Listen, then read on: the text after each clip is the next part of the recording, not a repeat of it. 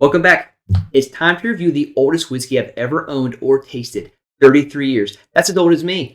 Let's introduce you. Okay, today I'm bringing you a 33-year Highland from Balblair Distillery, distilled in 1989, coming in at 62.3% alcohol. Matured in refill ex-bourbon barrels, and it is so freaking good, gotta tell you. I got this bottle from the Scotch Malt Whisky Society. They're a bottling company. They name their bottles. This one is called Bliss at Best. It's part of the Espresso Romano series in the Vaults collection. This is an incredible whiskey, very long finish, full of flavor, full of life. I hope you enjoy the review. It can get a taste of the whiskey based on how I present it to you, but this is a fantastic whiskey. Definitely a splurge and a treat for me, but thanks for watching. Cheers. Hey, this is my oldest whiskey ever in my first Balblair. Let's get into the nose. I cannot wait. Just fruity decadence. Right now, I'm getting plums, some raisins, some orange zest in there. And there's a lot of underlying spicy sweetness, probably from its ex-bourbon barrels that it used, but it's almost like you can lather some oranges in caramel toffee. It is layered. And you're almost getting like how thick this whiskey is going to be just based on the nose. It's kind of a thick nose. There's a lot going on. It's gonna take a little bit of a process to get through all the notes.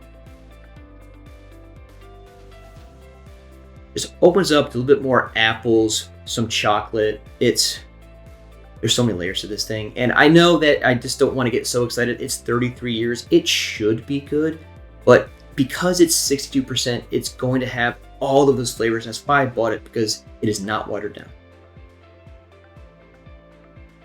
So on that one, it's kind of like a strawberry vanilla cereal. Man, a lot of fruit notes in this, but coupled by some nice baking, spicy sweetness, all layered together in a really nice, like you're almost like baking cookies and all the stuff goes into that bowl and you're stirring it all around. Nothing overtakes the other. It blends really harmoniously and it is very good. You can get the thickness from this whiskey by the nose. I don't know how else to explain that. Kind of smelling like a little bit like a Jolly Rancher now too. It is fantastic. So quite obviously, can't stop smelling it. It's 62%. Okay, and there is no burn on that nose. It is the most mellow 62% I've ever smelled. So obviously, I'm giving this nose a 5. And again, it's not just because it's 33 years and you have that expectation. It has all the layers and all the invitation to say, I want you to drink me. So we're going to do that in the next section, but I cannot tell you just how fantastic this nose really is. You get a lot of those notes sometimes where one sticks out, that sticks out, and then like some of the others just stay down here. This is an absolute perfectly orchestrated blend of flavors, and it really wants you to just take it all in. Nothing is too strong, nothing is too soft. It is just perfect. So I'm gonna give this nose a 5. Let's taste this thing. Okay, here we go.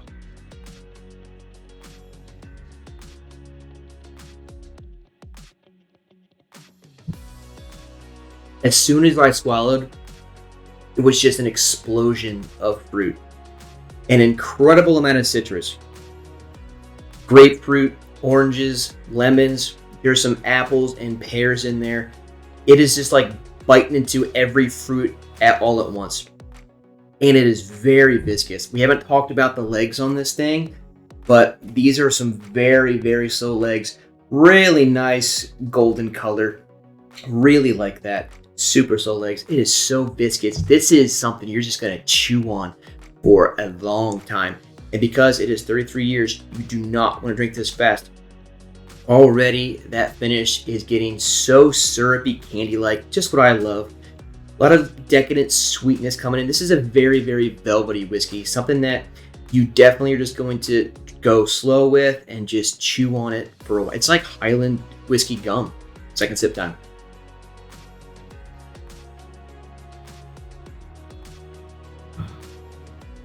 Much more mellow. Once you get that first shock of 62% in your body, the next sip is so smooth. That first one, maybe a little spicy and peppery, but that's probably more of the hotness of the whiskey than the actual flavor profile.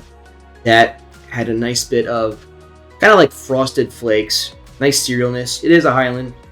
The raisins sit in there. Really nice chocolatey tobacco. There are some darker earthy notes in here as well. And again, all of that oak spice from that barrel just seeps in here and really balances this out and does not let it get too sweet or too fruity. Those oak notes bring it down into the nice level balanced category. And that finish is impeccable right now. We'll get into that in the next section, but 2 sips in, I'm trying to do a small sip here. I'm gonna do a third small sip. I don't want to waste it.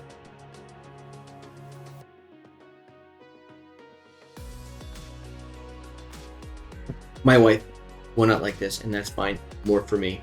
Again, just so much fruit in here, so much sweetness, and so much spice and just loveliness. This is a very extremely well complex and balanced whiskey. I love Balblair now. This is my first one. This was a recommendation from the Scotch father, of course. He knows all and recommends all, and I'm super glad. Thanks, bud. But this is just an absolutely perfect experience right now. Nothing is bad. Everything is great. A 5 on the palate, as we all know. This is so freaking good. And I'm glad I bought this. There's a couple of other ones I could have bought. We'll get into that in the value section. But right now, this is just an impeccable experience. I love it. 5 on the palate. 3 sips in, finish, impeccable. You know when you suck on a hard, fruity candy and like the syrupiness of that gets stuck in your throat and you kind of like have that stuck in your throat? That's what this whiskey is doing right now. It is so thick and very syrupy. It's almost more syrupy than Old Forester 1920 right now. It is so awesomely chewy and just sits around forever. You can't get it off. It's like a fruity, amazing, decadent film on your tongue.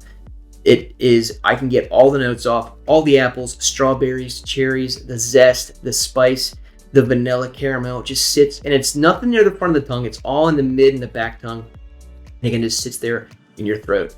Impeccable experience. And it's 62%, so it's going to last a long time. I still have some of that burningness on my tongue from the ABV, and it helps it just carry on while you're talking. The air moves through your mouth when you talk, and it just coats the rest of your tongue. Guess what? 5 on the finish. Right now, this is a perfect experience. The value might change some things, but this is just an excellent, excellent whiskey. And I think right now, it's worth the money. See what the value rating is.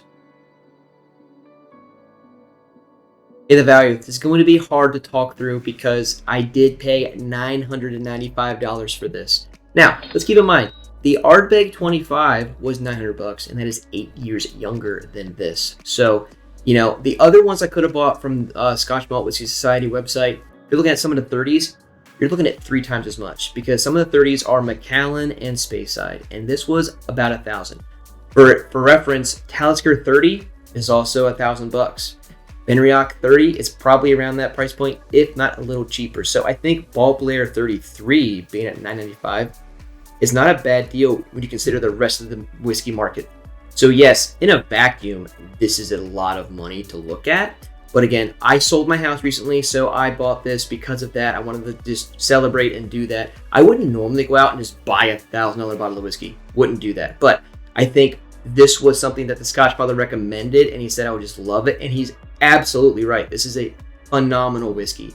And I'm going to say it. I'm going to do it right now. Because this is just a perfect experience right now, I'm giving the value of 5. Because if you look at the market as a whole, this is right where it's supposed to be, if not a little less than some of the others. Look, again, that Ardbeg 25 was $900. Does not even come close to what this is. I would not normally, again, buy something like this, but I think just looking at this critically, I cannot say that this is not worth the money that's in this bottle. It is just fantastic. So 5 on the value. Well, look at that. A perfect 20 score. I did not think it was going to happen.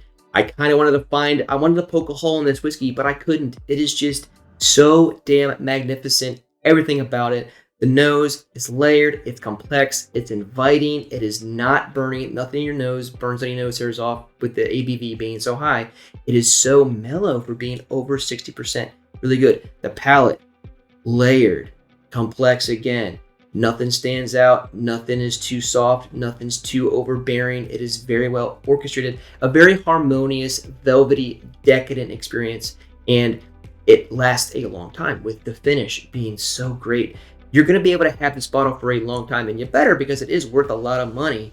But again, with the value being what it is, I do think it is worth this. I think a 20 out of 20 on this one is fair. especially considering how much I'm enjoying it. And if you guys like a Highland, there's no peat. I'm not giving a peat bias here. This is just a pure great whiskey experience. So the wife will not like this. Let's see how she reacts.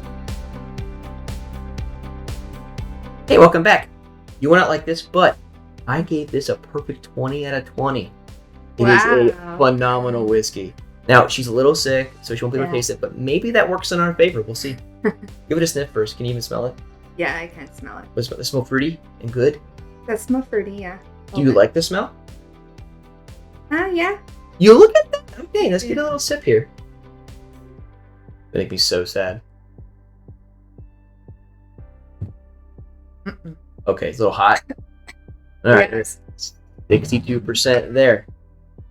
Yeah, that sip alone was probably $3, but you know what? Doesn't matter. She's worth every penny. Well, like the video, give it a like. Not subscribed yet? Consider doing so. See you guys next time.